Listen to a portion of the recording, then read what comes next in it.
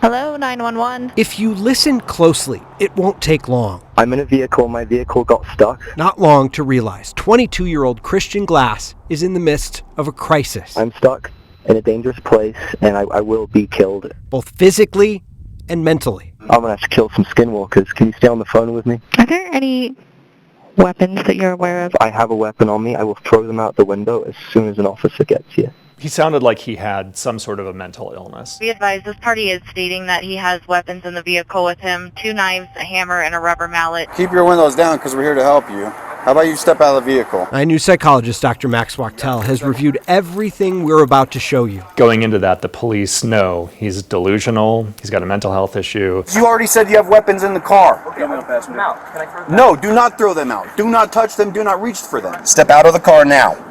I will break the window. Step out of the car. He's got a knife in his seat right there. His seat, okay. Step out of the fucking car now. 161 at gunpoint. That is not the way to handle it. Whether it's drugs, whether it is something organic like schizophrenia or a delusional disorder, coming at the person hard and aggressively, that is only going to make the situation worse. Just a general tactical approach is going to raise a lot of questions, of course. Ed Obayashi is a sheriff's deputy and lead trainer of use of force in California. Industry best practices in law enforcement, we recommend that officers just leave the scene. Walk away from this scenario. But these deputies didn't. Okay, so he ditched the blade. He ditched it? Yep, he threw it to the right. In fact, more officers arrived from different agencies. Hey, Christian. Over the next 60 minutes, they tried to cool things down. I see you're doing the heart thing with your hands. Look, we love you too. We just want you to be safe. Glass showed this Idaho Springs officer a hard-shaped rock he'd bought. You don't have to be shy. The marshal of the Georgetown Police Department offered to call a family member. You're not scaring me, man. I'm just worried about you. But after an hour with no movement, officers here make a decision. Hit the lock. Let's open up the door. It's time to move the night on, okay? We got to move. If he's not going to come out, they are going to break in. 116 will be forcing at you. Breaking the window, that's the beginning of the end. Once they decided to force entry, break the window, it was predictable. Frightened by that window smash, Christian grabs the knife. Drop it, buddy. Hey! A Clear Creek deputy shoots beanbag rounds. Impact, impact, impact! Seconds later, they deploy a taser. Someone tase him! The knife still in his hand. Still got it, he still got it! When the Georgetown marshal reaches through a newly blasted hole in the window of the car, Christian turns, swipes at him, and this is where we'll stop the video.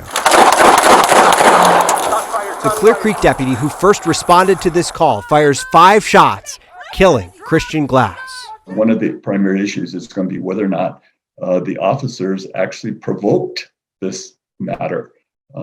By breaking the window. Obayashi says he sees no clear reason why police had to break into Christian's car. If I showed this video to 10 use of force experts, they would all ask the same question. Why? Why did Christian Glass die 70 minutes after police responded to his call for help? I miss him so much. It's so unfair. By all accounts, Christian Glass was the kind of guy you'd want to get to know. He was a gentle soul with a big heart. An artist who found beauty in rocks, hence the geology knives he kept in his car and the other treasures recovered by his family. These heart rocks were in Christian's car, along with other rocks and precious stones. Those are some of the only reminders of that night in June that Sally Glass wants to hold on to. You know, there's a hole in my heart. And it will be there till the day I die. I'm in a vehicle. My vehicle got stuck in a really bad way. The night Christian called 911 for help. You already said you have weapons in the car. Okay, I'm going to pass them out. Can I throw them out? No, do not throw them out. Do not touch them. Do not reach for them. And was met with this. Step out of the car now. I will break the window. Step out of the car. He had done nothing wrong. He was just too scared to get out of his car. After 70 minutes of negotiating with Christian to get out of the car, even though things were at times calm. That's awesome. Where'd you get that?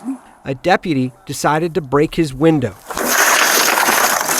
knife. And after Christian grabbed one of those geology knives, the deputies shot him with beanbag rounds, tased him, and eventually shot and killed him after he appears to swipe at a nearby officer. He trusted the police to come and help him. Instead, they attacked and killed him. Use of force experts who reviewed this video say the decision to break Christian's window, escalating the entire encounter, is questionable at best. Just 20 minutes before it, the state patrol, who was also on the scene, questioned whether they had the legal ground to do it. If there's no crime and he's not suicidal, homicidal, or a grave danger, then there's no reason to contact him. You know, I've been doing this almost 20 years. Seen some of the worst things that have ever come through this state. I have never seen this level of poor policing. The Glasses and their attorneys are calling for charges against the deputy for the decision made that night. Our son's life is extinguished, and no one is accountable. A decision that took their son's life when all he wanted was help. And what keeps me upright and what keeps me putting one foot in front of the other is to seek justice and really to get that behind bars. 4 hours after Christian Glass lay dead on a street in Silver Plume, the sheriff's department released this one page detailing what happened that night. 8 paragraphs that seem to tell a different story than the video does.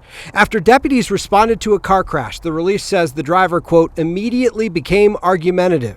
How about you step out of the vehicle? Christian Glass doesn't really argue, other than insist he'd rather stay in the car. The release claimed that he'd armed himself with a knife. The video shows he offered to throw his rock hunting knives out, but deputies told him not to. Because you already said you have weapons in the car. Okay, I'm gonna pass them out. Can I throw them? No, do not throw them out. Do not touch them. Do not reach for them. The release says officers tried to bring the situation to a peaceful solution. The fact is, it was relatively peaceful for nearly 70 minutes, until the piece that's missing from this press release, when deputies decide to smash open Christian's window, which freaks him out. He grabs a geology knife. They shoot him with beanbag rounds, tase him. And finally, when he motions toward a nearby officer, the deputy shoots him 5 times. It didn't make sense to us because our son didn't carry weapons, they were rock tools, and he's never ever hurt anyone. Those 8 paragraphs. They put out a false report to the media, and no one even bothered to check for accuracy or for truthfulness. They were all this family knew for weeks before video revealed the truth. We recently found out that it was false in almost every respect. Still, it did the job. It cast a pall over the funeral, a grotesque act of cruelty.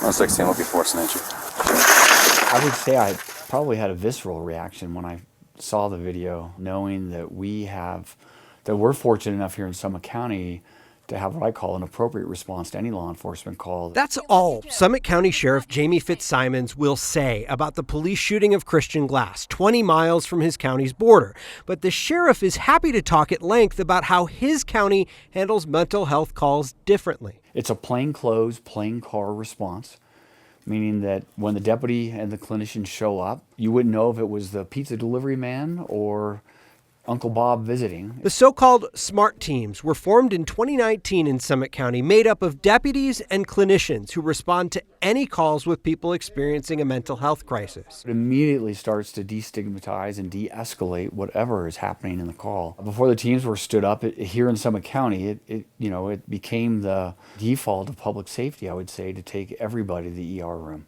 and drop them off at the back door. And we literally broke the back of our emergency room. Since the start of 2021, SMART teams have responded to more than 1,600 calls in the county.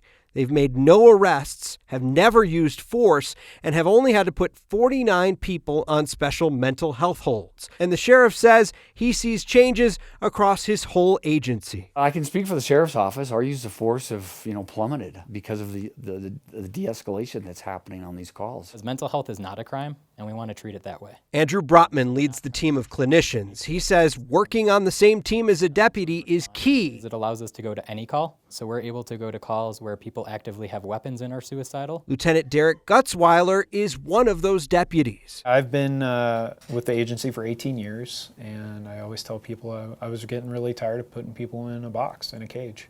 This is probably some of the most enjoyable, satisfying work that I've ever done in law enforcement. It says because we've always done it that way with a line through it. Law enforcement in Summit County is doing things differently, and the sheriff says it's working. I believe that with a team like this, a co-responder team, whatever that looks like for your community, having that as a resource to deploy on any call at any time around the clock it is the future of policing. He was such a good person. He had the kindest heart. As daylight waned, a small park glowed, much like the 22-year-old man this crowd gathered here to remember. He was sweet, but more than that, Christian had a lot of courage. He was brave. Friends and family remember Christian Glass as an artistic soul. He was a really, really, really good brother. It was just a joy. He was such a freaking happy kid. Just full of life. And we're all just devastated. It got extinguished so young. A young life extinguished a few miles up the road from this Idaho Springs park. A man who appeared to be in a mental health crisis met with a police response that made it worse, eventually ending with 5 bullets fired by a Clear Creek County deputy. He's the last person that deserves something like this. And this is awful and horrible, and I would not wish this on my worst enemy. But the only thing that would make this better is justice. Justice. This is disgusting that we are here again. Some of the people here have been seeking it for years. Cynthia's unarmed father, Michael Clark, was tasered by an Idaho Springs police officer last year. The officer pleaded guilty to a misdemeanor charge and got probation. Clear Creek County had the ability to prevent this, and they didn't. Changes could have been made well long ago. Her voice joined with the voices of another family in a familiar cry, demanding justice and change. And I just think, pray that it doesn't, changes will happen and it doesn't happen to somebody else, because we can't bring him back. But maybe changes will happen that someone else doesn't have to lose their life.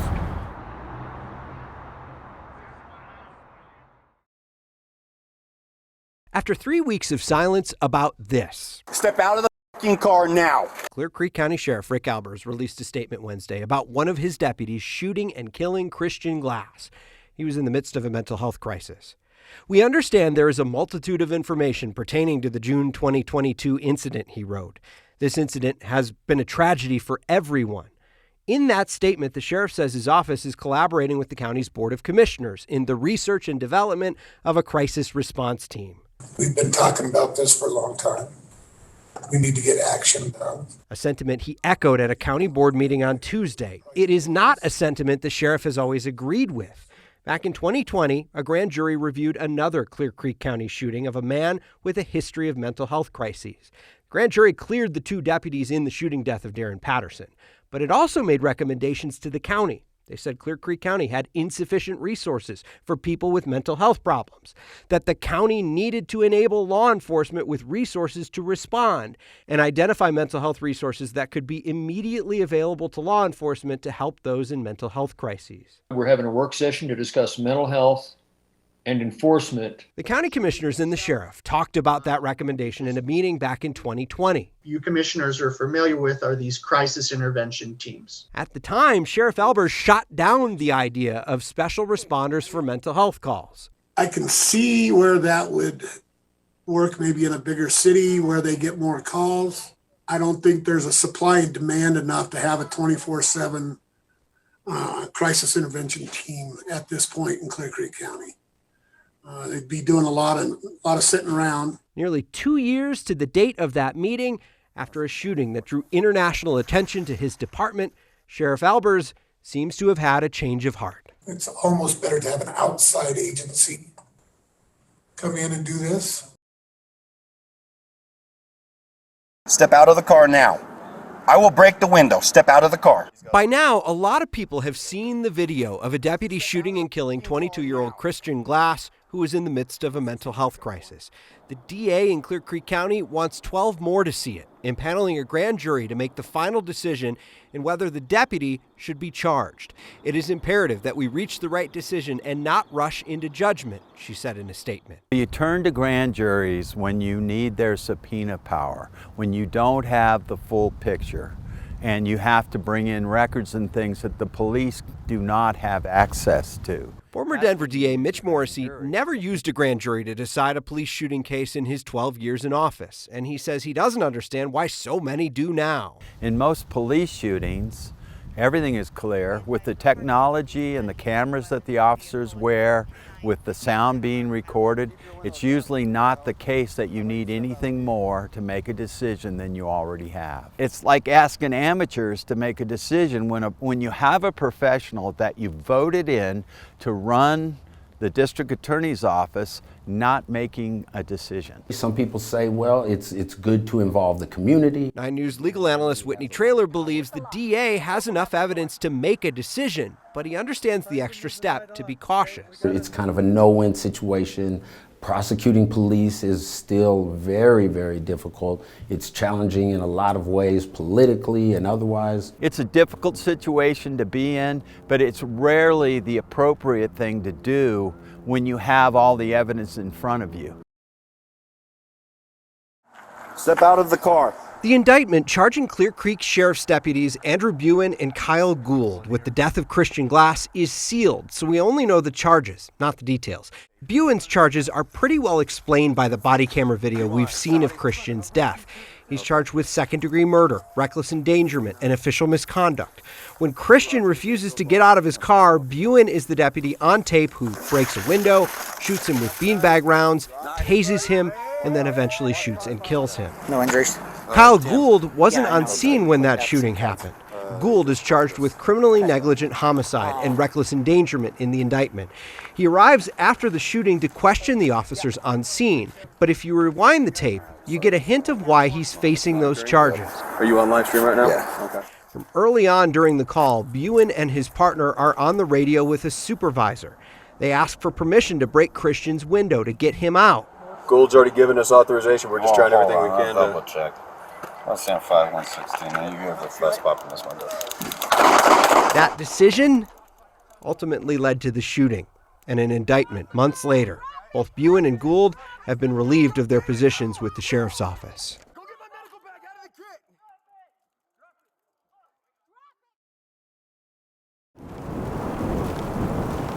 An old bouquet of flowers, the only sign of what happened here in Silver Plume on a night in June, when Christian Glass got his SUV stuck on a boulder and made a call that would eventually end his life. We are on the record now in Clear Creek County District Court. A few miles east, a more stark reminder.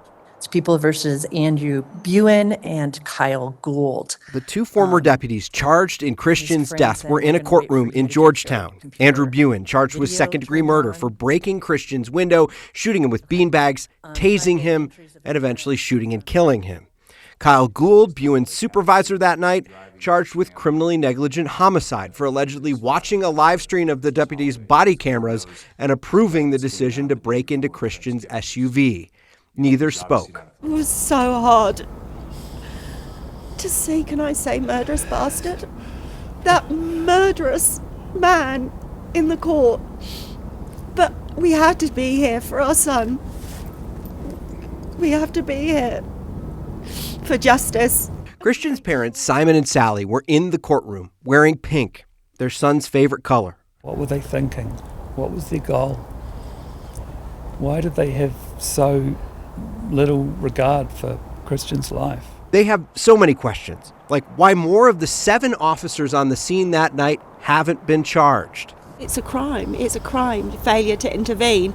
You watching a bully committing a crime. They had a duty to say stop. No one did. The DA could only say the case is still getting a good look. It is possible that there could be more in regard to what the grand jury is doing right now. In the meantime, the Glass family considers this a step forward as they prepare to spend their first Christmas without their son. He's praying. I have his necklace here. He's praying. And then he's doing a heart symbol. Please, please don't hurt me. And they just did. They just smashed his windows and they just attacked him and terrorized him. And then he murdered him. It's inexcusable. They've got to be held accountable. On May 15th, 2019, in the hallway of the Clear Creek County Jail, Manuel Camacho is about to appear in court in Georgetown on charges of vehicular eluding. A deputy puts handcuffs on Camacho. He attempts to put leg restraints on him, and according to a lawsuit Camacho filed, he has some permanent swelling in his left leg, so he asked the deputy to get a bigger restraint. This is when Deputy Andrew Buen starts to approach from the left of your screen. Let's pause for a moment and remind you, Buen is currently facing second-degree murder charges for the shooting death of Christian Glass this summer. In an affidavit about this case, Buen claims Camacho turns toward him in a threatening manner. Then he takes him to the ground. There's no audio on the video, so it's hard to tell what either man says. Mr. Camacho was handcuffed. He was restrained. When an individual is handcuffed, there is a duty of care by the officers around them. Siddhartha Rathod is representing Christian Glass's family, but is not involved in this case. He wants to talk about this because he believes it shows a pattern about Buen. Only Officer Buen took it upon himself to grab and take to the ground by the head this restrained and handcuffed inmate. When Camacho filed a complaint with the sheriff's office about the hallway takedown, he says he told detectives he didn't want to press charges, but he wanted the issue handled administratively. According to records we've requested about Buen, he faced no discipline. Attorneys for the county and the deputies involved in this case indicated Tuesday they are ready to pay Camacho a settlement. What the video demonstrates and what the settlement demonstrates is that Clear Creek County knew that Officer Buen was violent, aggressive, and should not have been on the force. And the end result of their failure to discipline him, their failure to take appropriate action against him, was the murder of Christian Glass.